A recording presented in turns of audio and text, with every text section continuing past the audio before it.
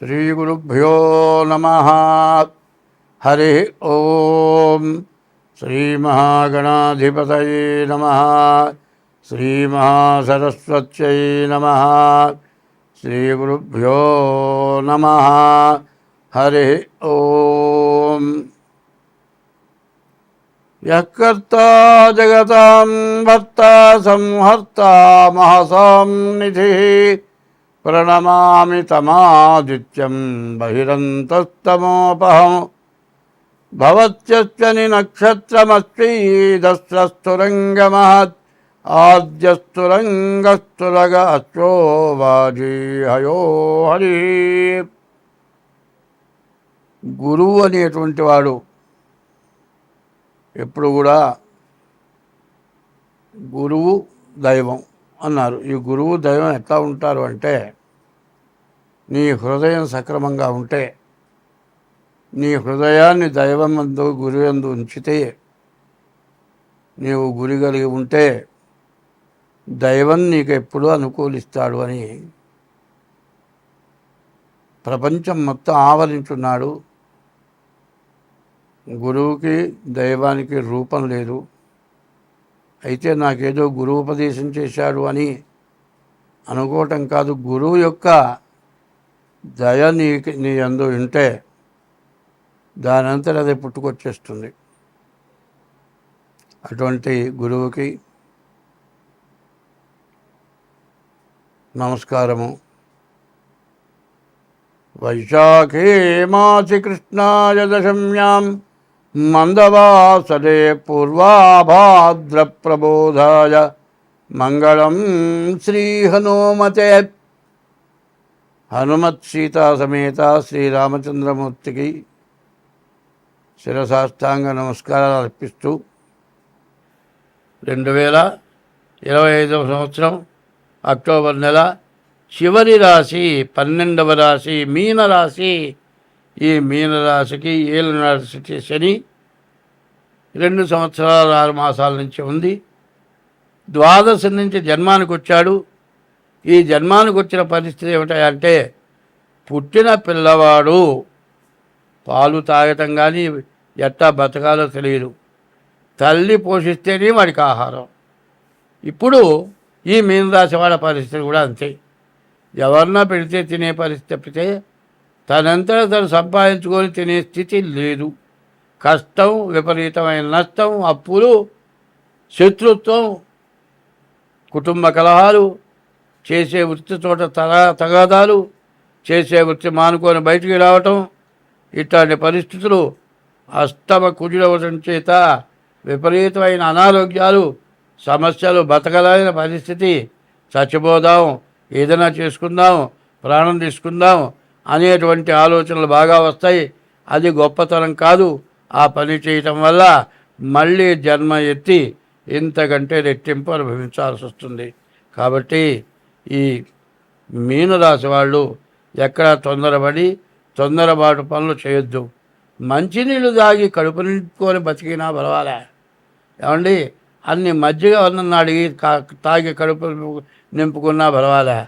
కానీ తినలేదని బయట చెప్పుకోకూడదు. తిన్నాననాలి, కడుపు నిండా తిన్నట్టుగానే ఉండాలి, మంచిగానే ఉండాలి.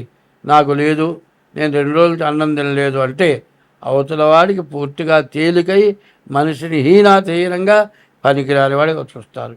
ఆ పరిస్థితి మంచి ఎవరికి చెప్పుకోకూడదు. దాదాపుగా ధర్మం ఏంటంటే, దొంగతనం చేయటం కంటే ఆకలింది అన్నం పెట్టడం తప్పు లేదు.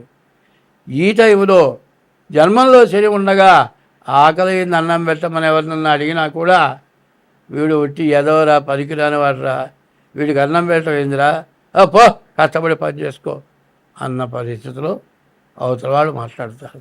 కాబట్టి ఏది చెప్పినా మీరు బయటపడిపోయి హీనమైపోతారు. ఎవరి దగ్గర ఎటువంటి హీనమైన మాటలు మాట్లాడకూడదు. ధర్మం ఒకటి చెప్పింది, ఇంట్లో ఏమి తిన్నావో తెలియదు, బయటకు వచ్చేటప్పుడు మంచి గుడ్డ కట్టుకో. మరి తలా గడ్డం పెంచుకొని పిచ్చాళ్ళగా తయారు కాకూడదు. అట్లా కాకుండా బాగుండి వీడు బాగున్నాడురా అన్నట్టుగా బయట ప్రవర్తిస్తేనే మీ జీవితం బాగుంటుంది. ఈ మీనరాశి వాళ్ళు ముందుగా మీ డేట్ ఆఫ్ బర్త్ ద్వారా జాతకం చూపించుకోండి. ప్రతిరోజు శివాలయానికి వెళ్ళి శివుడికి ప్రదక్షిణ చేయండి, మారేడు దళాలు సమర్పించండి, శనికి అభిషేకం చేయించుకోండి. ఇట్లా చేస్తే మీకు అన్ని విధాలా బాగుంటుంది. ఎప్పుడు కూడా తల్లిని కానీ తండ్రిని కానీ భార్యని కానీ కష్టపెట్టద్దు, నష్టపెట్టద్దు, ఎవరితో తగాదాలు పెట్టుకోవద్దు. ఎవరైనా తగాదానికి వచ్చినా ధర్మం ఒకటి ఉంది. తలకాయ పాల్గొనడానికి కర్ర తీసుకొని వచ్చిన వాడిని దండం పెట్టయ్యా, నేను పిల్లలు గలవాడిని, పిల్లలు అన్యాయం అయిపోతారు, నన్ను వదిలిపెట్టని దండం పెడితే వాడు ఆగుతాడు. మరి నోరా వీపుకి దెబ్బలు దాకేని శాస్త్రం ఉంది. ఒకడు బయలుదేరుతాడు ఇట్లాంటి టైంలో, ఒరే మీ నాన్న ఉన్నాడు రా అని అడగాలి. ముసలి మాట ఏమంటాడు, నీ అమ్మమ్మ గుడున్నాడు రా అంటాడు. నీ అమ్మమ్మ గుడున్నాడు అంటే వాడు తలకాయ పాల్గొడతాడు. మీ నాన్న ఉన్నాడు రా అనే మాటకి, నీ అమ్మమ్మ గుడున్నాడు అనే మాటకి అర్థం మాత్రం ఒకటే. కానీ మీ నాన్నున్నదే మాట సాంప్రదాయంగా ఉంటుంది, నీ అమ్మమ్మ గుడున్నాడు అనే మాట వికటంగా వస్తుంది, తన్నులు తినే పరిస్థితి వస్తుంది. కాబట్టి నోరు జాగ్రత్తగా పెట్టుకోవాలి, బుద్ధి జాగ్రత్తగా పెట్టుకోవాలి, డేట్ ఆఫ్ బర్త్ ద్వారా జాతకం చూపించుకోవాలి. కడుపు నిండిందా లేదా అనేది కాదు ముఖ్యంగా, బతుకుతున్నామా లేదా. ఏదో రకంగా 2 సంవత్సరాల 3 మాసాలు మీరు జాగ్రత్తగా బతికితే మీకు ఎదురు లేదు, మళ్ళీ మంచి రోజులు దగ్గరికి వస్తాయి. ఎవరైనా సరే ఏలినాటి శనిలో అంతకుముందు చేసిన పాపం వల్ల ఇట్లాంటి బాధలు వస్తాయి, ఇది మళ్ళీ తీరిపోతాయని మాత్రం గుర్తుపెట్టుకోండి. స్వస్తి. ఈ సంవత్సరం అనుభవిస్తున్నాం, మామూలుగా కాదు. రేపు రాబోయే ఎండలు కూడా ఈ వానల్ని మించిన ఎండలు. అగ్ని కనబడుతుంది ఎండలో, ఎండలోనే మంటలు వచ్చే పరిస్థితి కూడా వస్తుంది. ఇంతకుముందు ఇట్లాంటివి వస్తాయి, అరిష్టాలు వస్తాయి, మరి చాలా గొడవలు వస్తాయి, చాలా సమస్యలు వస్తాయి, మరి చాలా సమస్యలకు గురవుతాము. జాగ్రత్తగా ఉండండి, దైవాన్ని పూజించని చెప్తే ఏమయ్యా జాతకం చెప్పమంటే ఇట్లాంటి మాటలు చెబుతావేమిటి అని అన్నారు. మరి ఇప్పుడు అనుభవిస్తున్నాం. చూడండి, దేశంలో వచ్చిన వరదలు మామూలు వరదలు కావు. ఇట్లాంటి వరదలు ఎప్పుడు చూడలే. మరి కాశీ, గంగా, హరిద్వార్, హృషికేశ్, అమర్నాథ్ మొత్తం మునిగిపోయింది. చివరికి విజయవాడ రైలు బ్రిడ్జి పైకి కూడా నీళ్ళు వచ్చినాయి. ఇంత నీరు రావటం వల్ల నీటి కాలుష్యం ఎక్కువైపోయింది, వాయు కాలుష్యం ఎక్కువైపోయింది. దీనివల్ల రకరకాలైన సూక్ష్మజీవులు, మరి వీటి వల్ల మనిషికి అనారోగ్యాలు బాగా ఎక్కువగా ఉండి హాస్పిటళ్ళ పాలై, మరి తిండి అయితే పర్వాలేదు కానండి, తిండి కంటే రోగాల వల్ల బాధలు ఎక్కువ, రోగాల వల్ల మందులు ఎక్కువ వాడాలి. ఇట్లాంటి పరిస్థితులు వచ్చినాయి. దీని నుంచి మనం తప్పించుకోవాలి అంటే ఒకటే చెబుతున్నా, ఈ 12 రాసుల వాళ్ళకి కూడా నేను బాగున్నాను అని ఎవ్వరూ నమ్మటానికి వీలు కాని పరిస్థితి. ఇవాళ ఉన్నది కదా అని జల్సా చేయొద్దు, మరి ఫ్యాన్సీ ఐటమ్స్ ఇవి కొనొద్దు. రేపు అనేది ఒక రోజు ఉన్నది, ఉన్న డబ్బులు జాగ్రత్తగా చేసుకుందాం, ఉప్పు కారం వేసుకొని తిందాం, జాగ్రత్తగా బతుకుదాం. రేపు అనే రోజుకి 10 రూపాయలు జాగ్రత్త చేసి పెట్టుకోండి.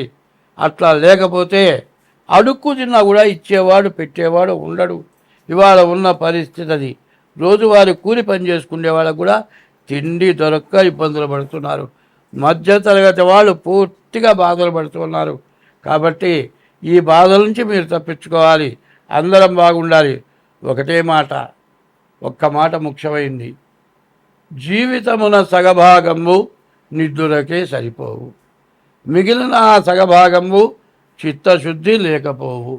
అతి నిద్రాలోనుడు తెలివిలేని మూర్ఖుడు, పరమార్థం కానలేక నిద్దురకే చెడతాడు. మత్తు, ఈ మత్తు నిద్ర మత్తు. నిద్ర 12 గంటలు పోతే తర్వాత లేచిన తర్వాత 2 గంటల దాకా మత్తు వదలదు. ఇది కాకుండా రాత్రి 12 గంటలు నిద్రమత్తు, లేచిన తర్వాత నిద్రమత్తు ఇంకా 2 గంటలు, తాగొచ్చి పడుకుంటే 10 గంటల దాకా మత్తు. ఈ మత్తు నుండి బయటపడాలి. ఈ మత్తు పదార్థాలు వాడటం తగ్గించాలి. రోజు కనీసం సూర్యోదయానికి ముందుగా లేచి కనీసం 3 గంటలు లేచి 5 గంటల దాకా దైవాన్ని స్మరించాలి. ఎట్లా? ఓం నమ శివాయ, ఓం నమో నారాయణాయ, మరి ఇట్లాంటి మంత్రాలని ఒక్క 3 గంటల సేపు స్మరించి తెల్లవారగానే సూర్యుడికి నమస్కారం చేయటం చేయండి. ఇట్లా చేస్తే మీ కష్టాలన్నీ పోతాయి, అందరం బాగుంటాం. దేశం మొత్తం బాగుండాలి అంటే మానవ జన్మ ఎత్తిన వాళ్ళందరూ కూడా బ్రహ్మ ముహూర్తం 3 గంటలు లేవాలి, 5 గంటల దాకా భగవంతుడి యొక్క నామస్మరణ చేయాలి. ఏమి కన్నా హరే రామ రామ రామ హరే హరే, హరే కృష్ణ కృష్ణ కృష్ణ హరే హరే. ఈ నామం ఇది షోడశనామాని కల్మషనాశనము. కలిలో ఉన్న కల్మషం పోతుంది. ఈ కలియుగంలో నామస్మరణే మోక్షాన్ని కలుగజేస్తుంది. ఈ కలియుగంలో పాపం పోవాలి అంటే భగవంతుడి నామస్మరణ వల్లనే సమస్తం పోతుంది. కాబట్టి కలవు స్మరణాన్ముక్తి. కలియుగంలో భగవంతుడి యొక్క నామస్మరణే ముక్తి మోక్షం కలుగజేస్తుంది. స్వస్తి.